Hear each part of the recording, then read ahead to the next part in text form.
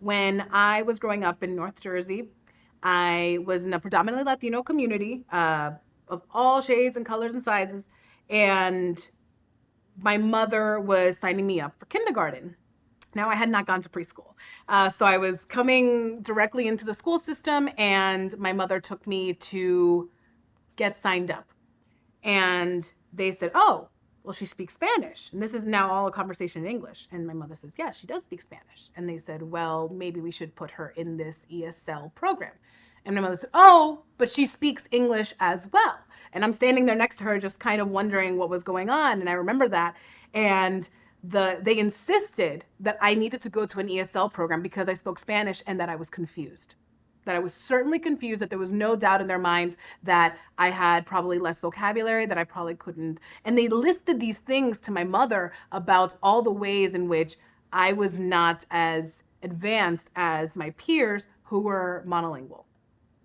And my mother, who is a very, very informed and very intelligent woman, was not having it.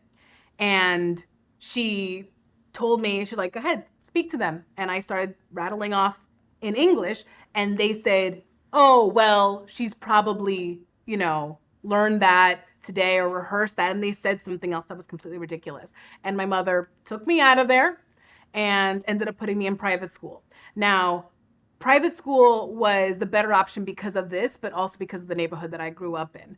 But this was something my family could not afford. And my mother was a single mother with my two grandparents at home that contributed, thankfully, in childcare, but there were four of us. And it was really hard for her to put me through Catholic school. And she had to do this because pretty much the system was saying, "We're going to put her no matter what in this. We don't trust you, and we don't trust her." And that was going to be detrimental to my education. So I'm very grateful. I'm very grateful that she, as a young mother, was very on top of it.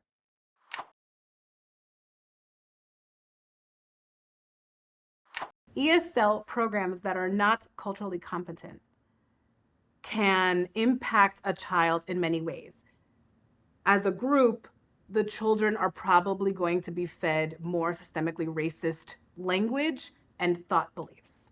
So that's something that's really important, and something that I worked with my ESL classes when I was a teacher, was to make sure that we weren't perpetuating what was coming against us, what was racist against us.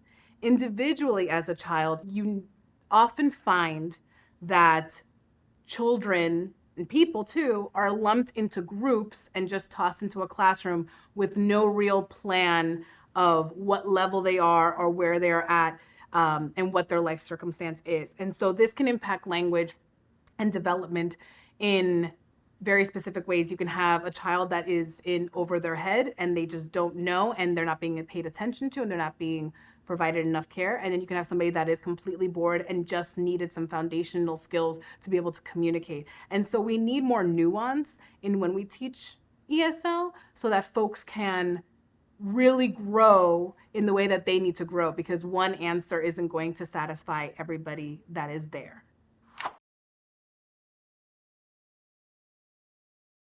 To hear from families that potentially can't communicate in English the way that maternal speaking English speakers do, or who potentially have a digital divide and are unable to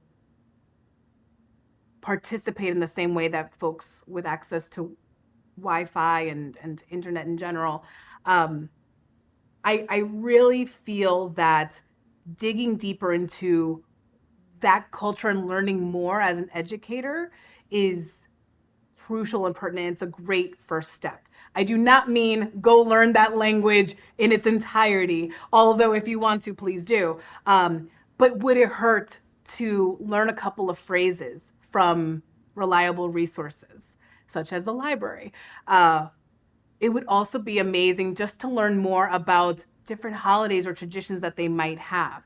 These little different outreach points, along with finding members of your community that you can partner with to open that door, I think are the ways that you can show families that haven't quite figured it out yet, but I'm trying, and here's the ways that I'm trying.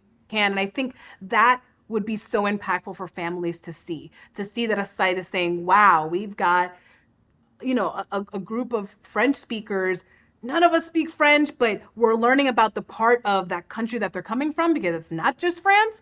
We're learning about why do they miss a week out of this year? This is not maybe a holiday that we typically celebrate in the States nationwide, but we're learning about it, learning about the different little words that they maybe use for their child for comfort and incorporating that into the classroom, especially if the child is having a really anxious moment. Just those little things here and there.